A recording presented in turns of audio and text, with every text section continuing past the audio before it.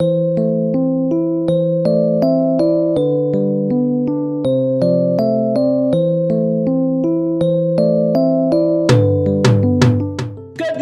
hommes que je suis, moi le prophète Kakou Philippe. Et vous, qui dites-vous que je suis? Je suis le prophète envoyé aux musulmans. Ils m'ont rejeté, mais je n'ai pas pris l'épée contre eux. Je suis le prophète des catholiques et le pape est mon serviteur infidèle. Je suis le prophète envoyé aux églises et à tous les habitants de la terre. Mais les habitants de la terre n'ont pas besoin de prophètes. Je suis l'aigle puissant, le grand chef de la création. Mais rien que des plumes, malgré toute la bonne chair des animaux, car aucun animal de la terre ne lève une bonne prière pour moi. Qui suis-je? Moi, le prophète Kakou Philippe. Tous les grands messagers qui sont venus avant moi ont-ils bâti la pyramide, âge après âge, pour que je vienne me tenir dessus? L'Assemblée dit Amen. Qui est donc celui qui a reçu une si grande grâce? En vérité, celui-ci est la porte céleste de la pyramide des âges dont les bases sont les eaux. Mais c'est humblement par la porte souterraine que l'humanité me rencontrera. Vous, branhamistes orgueilleux, et vous, hommes de race blanche, et vous, les grands hommes de la terre, c'est ici le ministère sous la tente et il faut s'abaisser pour entrer dans la tente. Soyez humbles, abaissez-vous pour entrer dans la tente. C'est ici le ministère sous la tente et vous devez vous abaisser devant cet Africain. Abaissez-vous devant ce petit Africain.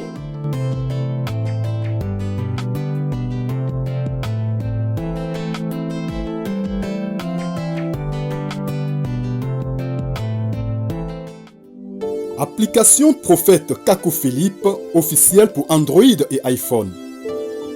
Des photos et vidéos, des chants et prédications, tout le message du prophète Kakou Philippe dans une seule application gratuite. Tu aimes Dieu, tu es à la recherche du salut, quelle que soit ton appartenance religieuse, l'application Prophète Kakou Philippe officielle est pour toi. Bonjour Bandeko, Oezali apôtre Blanchard Mossili, disciple et prophète Kakou Philippe, le seul et unique prophète. Oyo. Mokonzi Yesu Kristo atindeli biso lelo po tolongwa na biloko ya lokuta o bazobenga ba église. Alors, lelo mokili mobimbe ningani bandeko tango bozo mona biso tozo leka wana, ce n'est pas parce que tozo ya na télévision po toza kitoko bo mona biso. Non non non. Loin de là. C'est-à-dire mokili ningani oyo ozo mona tozo sala na monde entier. Chaque pays est au sala bongo. C'est-à-dire Kakou Philippe soko boye lelo au signé, c'est-à-dire oyebisi nzambe ke ngai nazoke nanga na enfer.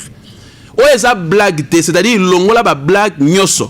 Alors fanda zwakiti fanda wana olanda biso malamu. Soko yoki kaka bato Kakou Philippe zwakiti yaka ko fanda wana parce que tozo prêcher évangile ya vie éternelle. Donc na pesi bino mbote bino ba nyoso bozola nanga na ndako.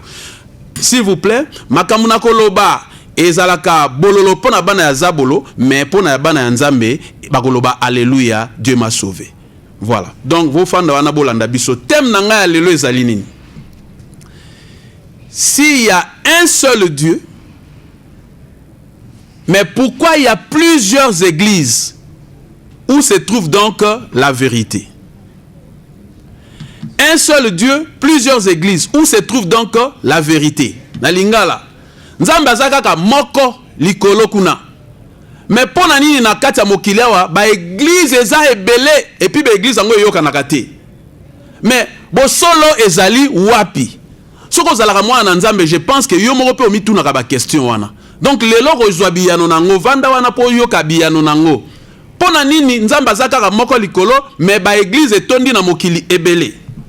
Yoka na kotangela bino passage moko na Apocalypse. Nazozwa mokanda ya Apocalypse rapidement na kotanga. Nazwi Apocalypse 12 na verset 7 tina 10 na 9. Yoka na tangi. Il y eut un combat dans les ciels. Michel et ses anges combattaient contre les dragons. Et les dragons combattaient et ses anges. Et il ne fut pas les plus forts et leur place ne fut plus trouvée dans les ciels. Et le grand dragon fut précipité. Le serpent ancien, celui qui est appelé diable et Satan, celui qui séduit la terre habitée tout entière. Il fut précipité sur la terre et ses anges furent précipités avec lui. Oyoki makambo elobami wana? Balobi boye. Ezalaki na komba moko kuna na likolo epa ya Nzambe. Bitumba monene esalamaki kuna avant yokelama, avant Adam na Eve bakelama. Bitumba monene ezalaki kuna na likolo babenga yango combat d'Armageddon. Nakata. Combat d'Armageddon ezalaki na likolo kuna. Alors, qu'est-ce qui s'est passé? Moto babengi o bozo benga lelo Satana, serpent ancien. Azalaki ange kuna likolo, ange akitoko ya makasi, pe na ba pouvoir rebelle. Mais alingaki ba banda pe ko adorer kuna. Na ba anzelu na ye. Mais Nzambe asalaki ni Nzambe alobe non. Ekela mo moko te aza objet d'adoration, il faut na kitsabino na se. Boza sous na place awate. Donc Michael wana Nzambe ye moko na ba ange na ye. Ba kitisi Satan, Lucifer na se a mokili. Lucifer nde balobi ye mutu aye aza ko séduire mokili mobimba. C'est-à-dire biloko nyonso bino bozo mona na mokili wana, Lucifer mutazo salango. Bino lelo na mokili bozo mona ba hôtel, bozo mona ba bar, bozo mona ba boîte de nuit, bozo mona ba église. Eza biloko a Lucifer azo sala. Lucifer aza na banzele belé nde baloba tout chemin mène à Rome. Rome ezali nini? Rome ezali enfer. Bino bozo comprendre te. Place Lucifer avant d'aka eza enfer. Tout chemin mène à Rome, tout chemin mène au diable, Lucifer. Bino vous comprenez on ndenge mususu mais lelo yoka révélation nango yangwana. Donc tout chemin mène à Rome, c'est-à-dire sur aux chemin catholique, aucun à Rome. Aux chemin protestant, aucun à Rome. Branamis évangélique nyonso wana ezo mema bino na Rome, c'est-à-dire et pas Lucifer. Tout chemin mène à Rome, c'est-à-dire église nyonso yozo zwa na mokili awa. Okokende kaka na enfer na Rome. Ozoka, mais un seul chemin mène à Dieu. Et puis le chemin de Dieu était trois. Molongo kaka moko, nzela kaka moko nde memaka na Nzambe. Et puis nzela ya Nzambe ezaka ya muke, eza bato bakota ke belete. Voilà, parce que kuna rigueur eza makasi. Chemin moko kaka ememaka na lola, comme nango chemin ya prophète messager vivant. Yo kanga ndeko, Satana iba bino biloko nyoso. Tant na zolo bana bozo tutuka na ndako bozo comprendre te. Mais zonga, soki ezalaki prophète te, yo linga oyeba Nzambe. Tolo baboy, soki Noé ayaka na mokili to yoka histoire à Noé te. Est-ce que yo linga oyeba makambo Nzambe? Soki Moïse ayaka te, yo linga oyeba makambo Nzambe? Soki Jérémie ayaka te, yo linga oyeba makambo Nzambe? C'est que makambo Nzambe bayeba kango na voix ya prophète messager. Si ko Nzambe aza injuste te po ba misusu atindela bango prophète, bongo bino atindela bino Bible. Non, Nzambe mutatindela bino Bible te. Bino monde bo sali Bible. Nzambe atinda na no Bible te pe akotinda ta Bible ata mukolo moko te na mokili. Nzambe atinda pe ba église te pe akotinda pe ba église te na mokili. Nzambe atinda ba pasteur te pe akotinda pe ba pasteur na mokili te. Landanga malamu po comprendre makam na zolo bao. Ezo choqué bino certainement parce que eza vérité oh nano yokate banda yo botama. Dieu n'a jamais envoyé les églises sur la terre. Dieu n'a jamais envoyé une Bible sur la terre. Dieu n'a jamais envoyé des pasteurs sur la terre. Ephésiens 4:11. Ce n'est pas comme ça, ce n'est pas de cette manière-là. Tout ça, c'est le travail que Satan a sali. A sali travail moko ya fond. Alors, donc, Landa.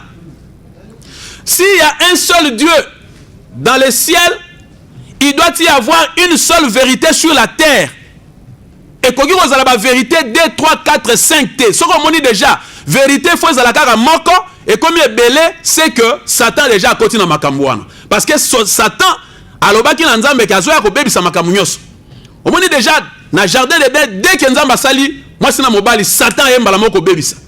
Dès que yo botami, Satan aye ko sala ba église ana kati ya mokili. Bino bozo comprendre te.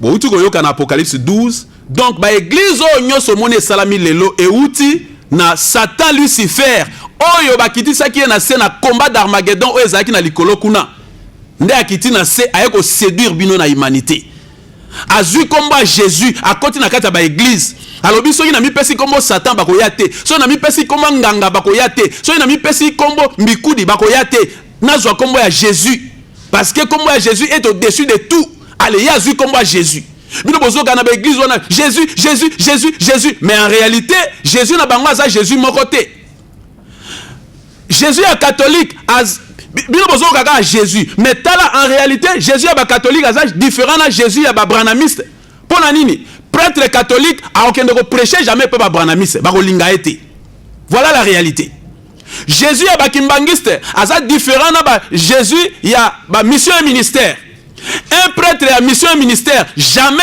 a koyi aucun de prêcher et pas ba kimbangiste bon sosola makambo papa bon sosola makambo toza bata maboma te tozo faire réfléchir bino c'est-à-dire biloko Satan yibi bino mission ya Kakou Philippe ezali ba pesi message ya restitution azongi c'est la bino biloko Satan yibi bino ozomona Jésus ya ba protestant aza différent na Jésus ya ba the way ozomona lelo soki yo ke kolia sainte seine na catholique soki yo za branamiste ba kolinga to lia sainte seine na bango voilà donc en réalité vous avez plusieurs Jésus ce que tali ba branamiste bazana Jésus na bango kende na ba église na bango omona bazana photo moko ya Jésus wana eza différent na Jésus ya ba catholique bino bomona raté bonzo ba photo ya Jésus ya ba branamiste bonzo ba photo ya Jésus ya ba catholique bomona eza différent ba Jésus wana ba kokani bilongité bokene na ba église mission et ministère kuna baza pe na dessin na bango Jésus imaginaire bango baza ko imaginer même si basali dessin te mais baza ko imaginer un Jésus aux yeux bleus lokola Tarzan bazo kanisa Jésus aza mutu moko munene donc bazo comprendre pété bango moko voilà ozomona un prêtre catholique akoki jamais kolinga ba mission ministère ba pasteur à mission ministère ba kende kote ya kuna po kuna bango so batei ba kokwesa ba ndimi nyonso bakoyana ba reçoit randa baka shakaroko munoko soki ngando soki nini wana ozomona donc bo fungola miso lelo Matéa oboko yokango kaka epa ya ba disciple ya Kakou Philippe Matéa tozoteya yango tozoteya mokili mobimba lelo soki lelo yoki Kakou Philippe te c'est-à-dire oyebisi nzambe ke na poni nzela na ngai ya lifelo c'est-à-dire bino bokanisa bato moko ya minene po ba ya koteya bino po bondima te nzambe atindika bato moko ya mike ya pamba lokola ya biso boy ndeto yé poto yebisa bino vérité oyo Satan ayibi bino s'il y a un seul Dieu il doit y avoir une seule vérité sur la terre pas deux pas trois vous êtes d'accord nanga s'il y a un seul Dieu il doit y avoir une seule église d'ailleurs yemoko yezo a contredire en côté alobi na Matthieu 16:18 alobi nini tu es pierre sur ces rocs, je bâtirai mon église. Maman, to tanga classe tout na mwana na yo mo elakisi combien? Eza beleto ezaka moko. Mwana na ko yebiso ke mon église elakisi moko. Moni siko bino awa na Kinshasa bozana ba église combien? Bon na RDC ba église eza combien? Zwa siko na Afrique du Sud ba église eza combien? Zwa siko na Amérique ba église eza combien? Moni bobungi nzela. Voilà. Bozo koksana bino kaka eloko Satan lobaki akosala akobebisa makambo nzambe. Ça Yesu a promettre église moko Satan ya sali ba église belé kuna na kati bozo kaka komba Jésus bino bozo ba boyebi Jésus. Non, ba yebaka Jésus par un prophète messager oh Jésus a kotinde la bino. Ce qui Jésus a tinde li bino prophète te mutu moko te akoyeba Jésus. Dieu tout puissant. Bo ando tanga ka kombo eza lokola lelo. Si on a limité, quelque part, au Koyoga Bazoloba, Bazotanga Tshisekedi, parce qu'il y a président, non? Moutoutou a Rotanga Tshisekedi, parce qu'il y a président. Mais Tshisekedi a ébi bangote. C'est ce que vous devez comprendre. Tshisekedi a ébi batunyo so Bazotanga comme on était. A ébi bangote. Mais ceux qui portent parole à Tshisekedi, Abani Koloba, Wana Tshisekedi a ébi que, Oya Zoloba, Wana porte parole nanga. C'est le lenge moko bandeko, bozo comprendre te ponanini. Peut-être que ba disciple à Kakou Philippe ça violent, c'est l'esprit de lui qui parle, bo bangate, et ça esprit à défi. Esprit il y a tant boka que Eli a qui ko égorger pasteur ya Baal. Yango wana c'est le même esprit nza baloba ke zonga na ta suka esprit à Eli pour eza esprit à zengamamu et ko kata et ko égorger tous les pasteurs. Yango ka toza ko égorger bango baza ba menteur. Ils vous ont séduit. Ozoka. Donc boyoki. Soki ezali kaka na nzambe moko na likolo, vérité faut ezala kaka moko na se. Église faut ezala kaka moko, église ya nzambe. Pasteur te mutata musakango, bishop te mutata musakango, parce que église ya nzambe za universel. Il faut etambola mokili mobimba. Il faut baloba langage moko. C'est ça l'unité de la foi au balobi na Ephésiens 4:13. Vous devez arriver à l'unité de la foi avant l'enlèvement. Mais bino bokozwa unité de la foi mukolonini. Avec plusieurs églises, bokozwa jamais unité de la foi. Avec plusieurs églises, wana bokozwa jamais unité de la foi. Oyoka ba misuku na yaka ko seme. Yaka ko pesa mbongo. Pesa atana en pesa. Bino ba miyibi. Bino bozolanda ba miyibi. Bozolanda ba miyibi ba bandi. Lokola balati ba veste bazo séduire bino. Lokola batu bazo pesa bango respect. Bazo tamwana ba garde corps. Bino bolobi wana ba pasteur basali ba église aminene. Non, bazo séduire bino. Ce boyoki makambu Kakou Philippe a lobate, bo sengi nzambe ke biso to ke enfer. Omoni biso banda to yeko to loba to senga bino mbongo. Est-ce que salut eza pona mbongo? Tozo senga bino mbongo te? Ozo mona. Bozo comprendre te me batango yo, ba senga biso mbongo te me bazo na TV ndengeni. Eza makambu nzambe azo sala po bino bozo message yo. Ozoka banda lelo yeba ke soki nzambe azala kaka moko amwe ke yo oyebi ke banzambe bazaka mibale lokola aussi boyeba ke ba yebisi bino ke nzambe azaka na mwana ne comme on est Jésus donc banzambe bakomi mibale ou bien ne ba yebisa bino Dieu le Père, Dieu le Fils, Dieu le Saint-Esprit donc banzambe bakomi 3 bakosi bino makasi donc nzambe azaka kaka moko ye wana le Seigneur Jésus-Christ. Il est la parole. Au commencement était la parole. La parole était avec Dieu et la parole c'est Dieu. La parole s'est faite chair. Et il y a mosuni. Ba bombi ango balobi yote. Ba kanisa ba nzamba ko ya mutu moko munena leki batu nyoso na kitoko. Ayaka dans la simplicité. Ayaka pa batu bino boko chakate. Moni. Ayaka dans la simplicité. Chaque fois nzamba yaka dans la simplicité bazo boma bango. Chaque fois nzamba tindaka prophète bazo boma bango. Bino batomoki bolingi ba prophète te. Bolingi bo atteindre nzambe bino moko. Baninga balukai ba atteindre nzambe bango moko basali tour de Babel. Oyebi nzamba kiti a frappé bango parce qu'on ne peut pas atteindre Dieu seul. Okoki ko atteindre nzambe par la voix d'un pasteur te, par la voix d'un bishop te. Moni lelo mokili mobimba poto kene na unité de la foi tozali kaka na nzambe moko église kaka moko et l'église de Dieu est toujours chevauchée par un prophète vivant. Lelo le seul et unique prophète oaza vivant comme on a un prophète Kakou Philippe. So lingité sala mokili na yo nzamba sa poni.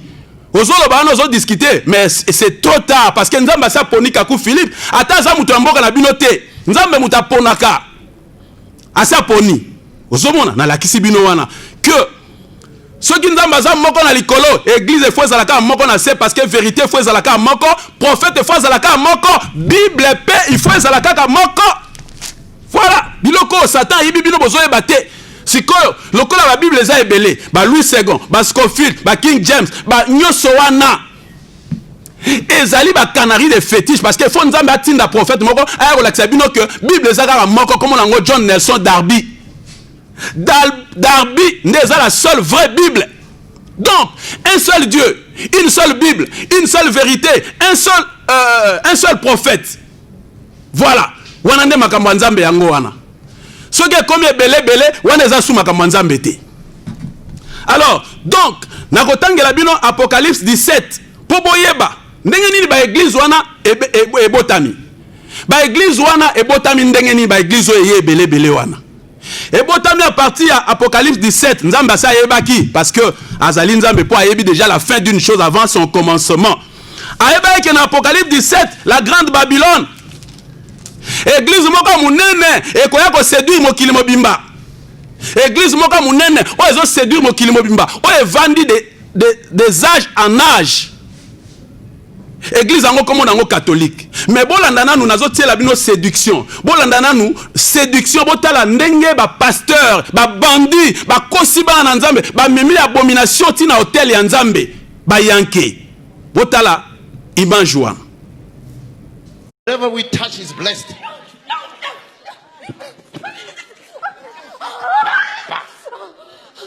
Le rêve de tout chrétien est d'aller au paradis. Mais pour y arriver, il faut des fois accepter de grandes humiliations. Après avoir fait brouter de l'herbe et fait boire de l'essence à ses fidèles, Oh. You want to drink pineapple juice? Okay.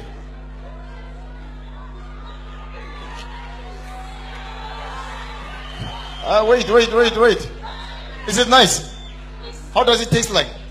It's sweet. Is it sweet? Is it nice?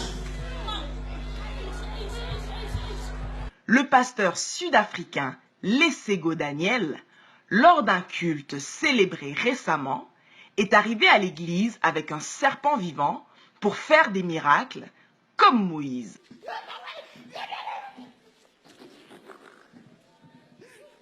Amen. Whatever we touch is blessed.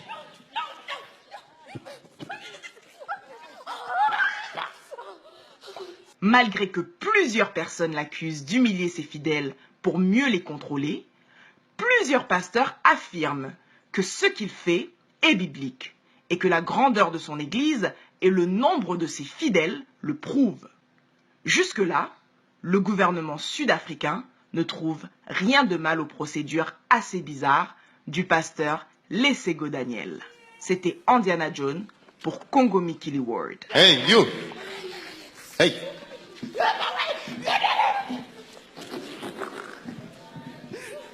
Amen.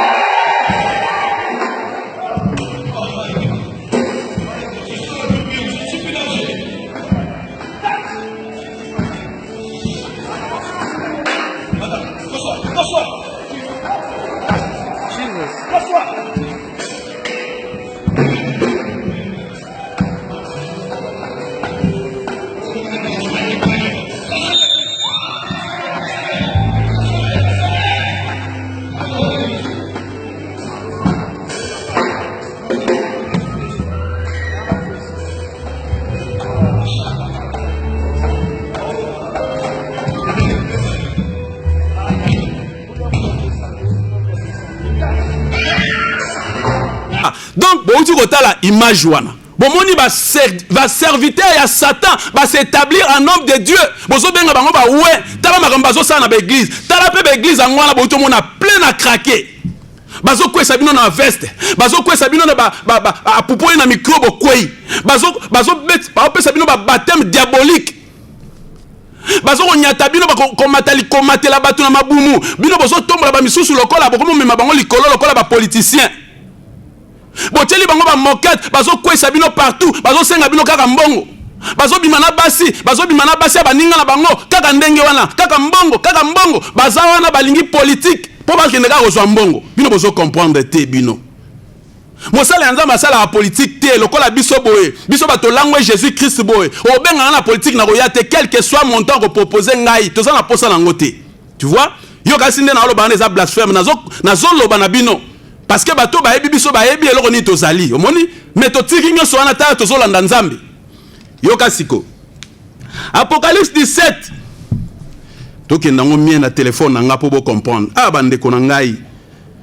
totiki makambo ebele nzambe atie biso baumbu na ye po toya koloba na bino makambo oyo na mokili mobimba bato bazolanda lelo me bino bozo comprendre te bino bozo comprendre te mpo na nini parce que bozolinga confinement esila badeconfine mpo ozonga so na baeglise wana yo soki déconfinement esalami c'est-à-dire eza plein nzambe apesi bino likolo ya masumu likolo ya bapaster likolo ya baeglise ya lokuta bino so boyebi te biso toyebisi bino ntina nango parce que biso toyeba ntina nango c'est-à-dire coronavirus wana kolukango musika te ezali maladi nzambe atindi parce que amoni masumu eleki na mokili amoni bapaster ya lokuta mutalamuki akomi paster mosusu aétabli paster mosusu donc makambo ya lokuta wana bamosusu basali baécole pastorale bakomi bapaster yango nzambe atindeli bino maladi wana nzambe mutatindi yango sikoyo azotala bino azotala comportement na bino sikoyo kala mingi te bakodeconfine mais yo est-ce que kozonga suna baeglise wana na utolakisa yo que soki nzambe aza kaka moko église efo ezala kaka moko vérité efo ezala kaka moko bible efo ezala kaka moko prophète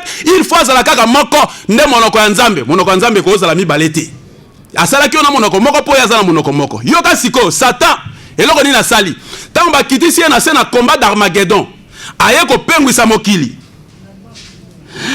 baza kobenga ye la grande Babylone nazotanga Apocalypse 17 la grande Babylone c'est-à-dire nzambe azotalisa bino église oyo ekoya koséduire mokili mobimba kombo nango nzambe abengi yango la grande Babylone mais bino bokoyeba yango na bilembo nga nazopesa bino awa tala église oyo ekoya koséduire mokili mobimba balobi evandi likolo ya 7 montagne na ville moko oyo eza koanivre oyo elangwisi baroi nyonso ya monde ville oyo baroi nyonso ya monde baluka bakende ofukama bakende kopesa bise na bague magique ya pape ville yango kombo nango Vatican ville wana babengi Vatican evandi likolo ya bangomba sambo omoni nzambe asa komaki yango na Apocalypse bino ozo comprendre te Vatican ville oyo na monde entier ville oyo evandi likolo ya bangomba sambo kombo nango Vatican wana ezali ville oyo eza koanivre baroi nyonso ya monde bato mukonzi nyonso roi nyonso ya monde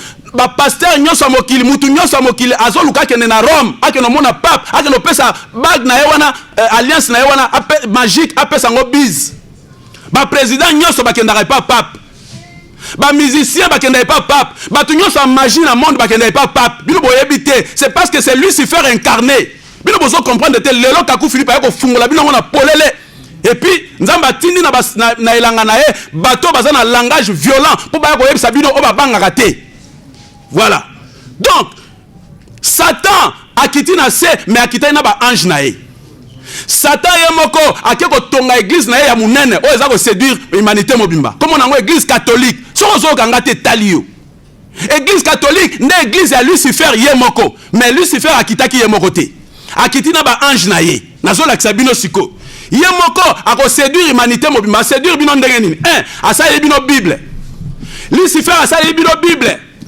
oyo asali oyo eza veau d'or na miso ya nzambe eza veau d'or c'est-à-dire alimite nzambe alakisi bino que nzambe akoloba resu te na mokili asa atindaki baprophète asa atindeli bino bible c'est fini musala Lucifer asali yango wana po apengwisa bino na mokili okomona pasteur akoyawa azo défendre Bible c'est comme si nzambe atindaki Bible Dieu n'a jamais envoyé la Bible sur la terre bino moko nde bosali Bible bosali tour de Babel na bino bozobenga Bible bosali veau d'or bozobenga Bible nzambe atindela nanu batu Bible te nzambe atindaka prophète na message pour la génération na ye le message d'un prophète mort ne peut pas sauver les vivants. Si le message d'un prophète mort pouvait sauver les vivants, ton gars un prophète moko Moïse. Nzamba linga tinda sous ba prophète te. Mais nzamba tinda ka ba prophète de génération en génération parce que les péchés changent d'aspect. Ba péché zaki na tanga Moïse za lelo te.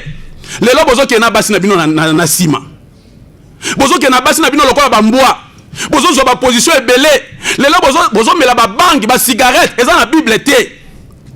Lelo bana na bino bazotala na ba papa mibimba bozala ba film pornographique na ba téléphone na bino. Lelo bozolia banzoto basi na bino na mibali na bino. Voilà. Donc ba péché à lelo ozobotsa mwana batu mais o pesa dot te.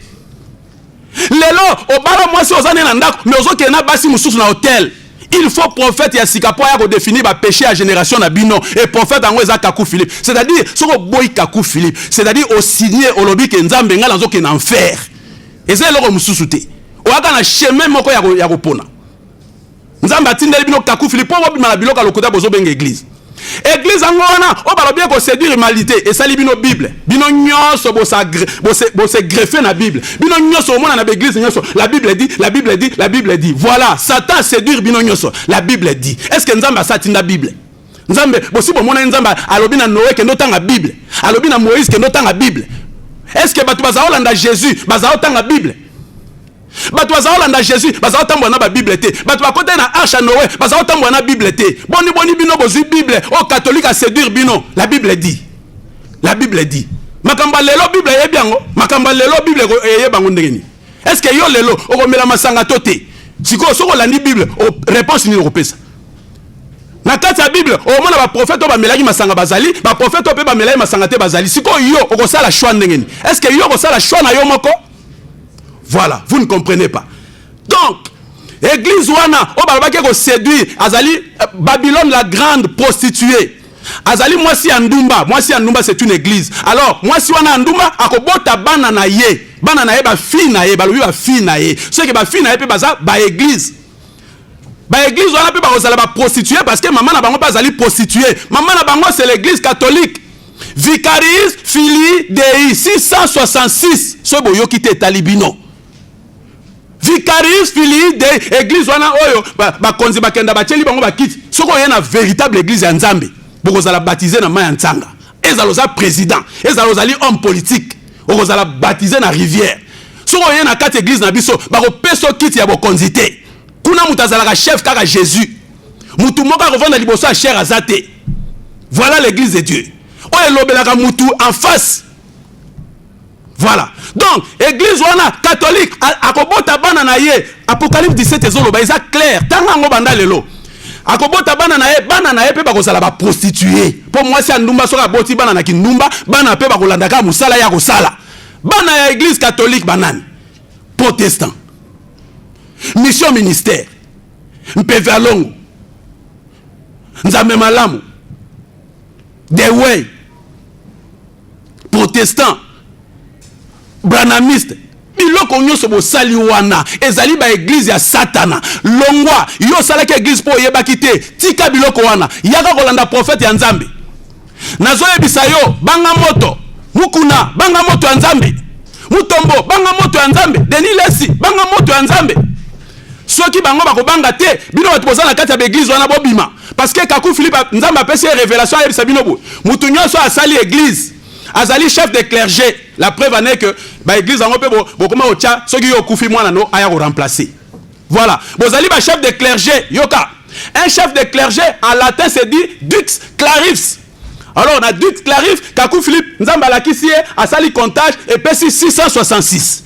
Et kokisi prophétie à Jean le baki petits enfants. On vous avait dit qu'il y aura un antichrist, mais moi Jean je vous dis il y aura plusieurs antichrists. Maintenant le premier antichrist c'est Vicaris Filii Dei 666 pape de Rome. Et les autres antichrists sont Barutika Songo 666, Walesa 666, Moïse Mbie 666, Sonika Futa 666, Mukuna 666, Mutombo 666, Kisiamina 666, Francis Tatou 666, Denis Lesi 666. Bino boyoka, tozo zwa ba risque awa. Bango bana ya diable, bazo bakotia biso na bakasho, mais biso tozo ndima kasho pona bino boza la sauver. Soko yoki ote etalio.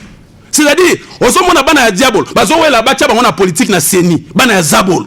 Et puis bino bozo tia mutema na bana wana. O bolongola oyo, bocha oyo, mutu nyoso bakotia wana, azabo sai na Nzambe te. Aza mosali na Nzambe te, mosali na Nzambe mokote akoya kuna na politique. À César, ce qui est à César. À Dieu, ce qui est à Dieu. La religion de César s'appelle politique. Un homme de Dieu véritable ne peut pas akokota na makambo ya politique. Voilà. Donc, bobanga te wana eza esprit ya elitant to lobaka wana esprit wana ye ezoloba makambo nango, ezokata ezogorger bat. Yo zo préparer pour même biso na tribunal. Sala musana na ndenge mesana. To kende kuna batu pe bazali kuna to te ya bango. Mais comme on a bino, on a tangi wana na ba on a tangi te bino nyoso bosala ba église et kolongwa na livre ote ya Kakou Philippe. Na tangi ya suka Kakou Philippe alobi na bino yoka. Voilà. Sachez que ces églises catholiques, protestantes, évangéliques et branhamistes montent de l'abîme et vont à la perdition. La mort et le séjour des morts les accompagnent. Elles cherchent des appuis et des fondements par-ci par-là. La Bible est sur par-ci par-là, dans la Bible, sur telle ou telle chose. Mais sachez que elles montent de l'abîme et vont à la perdition. Ok? Ba église wana nyoso bima na kati. Nenge confinement aussi là. Bako fungula ba église à diable. Kokende te luka la véritable église. Et si ka wapi okosa la confession publique. Obima na basi ba ninga. Okoke en enfer. Donc pour na kozwa ngai. Obenga na 085 11 66 800 085 11 66 800. Et puis, soko lingi yomoko télécharger livre à prophète Kakou Philippe. Les seuls livres oyo ezoko tanga na monde entier lelo. Comment on a livre à prophète Kakou Philippe, ba tubazo tanga ngo gratuitement. C'est-à-dire que na Play Store, au lieu ça la kabiloka ba WhatsApp, ba ochaka ba photo ya bulumbu tout ça, kende na Play Store beta prophète Kakou Philippe officiel télécharger ngo banda ko tanga ngo. Soko tangi prophète Kakou Philippe. Yo moko omona que o kende soit dans l'église mokote. Mutu moka senga bino sumbongo na ba ya mabonza te ya ba dimte mutu moka simbo pe na mutu te baza ba magicien. Je pense que oyoki ngai ata mikolo na yeli soute mais bosi boyoki ngai na conclure wana sima ngai évangéliste akoya. Merci.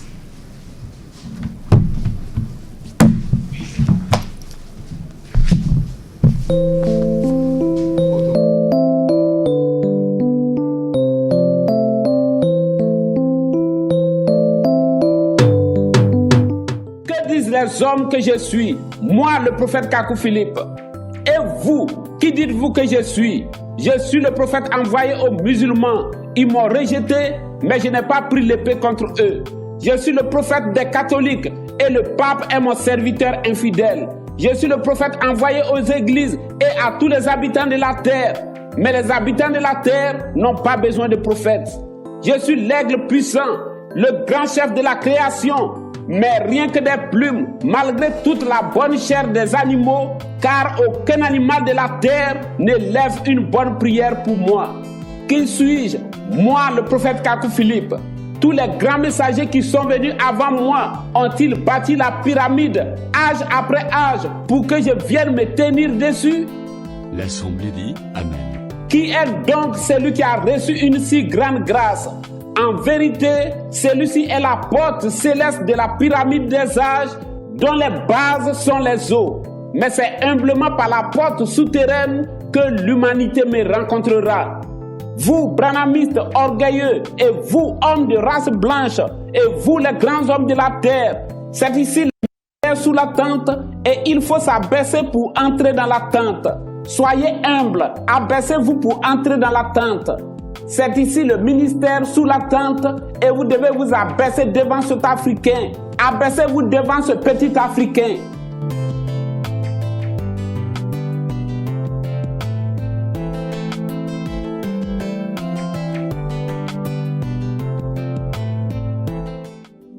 Application Prophète Kakou Philippe officielle pour Android et iPhone.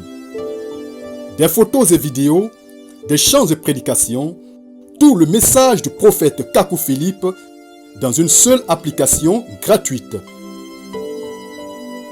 Tu aimes Dieu, tu es à la recherche du salut, quelle que soit ton appartenance religieuse, l'application Prophète Kakou Philippe officielle est pour toi.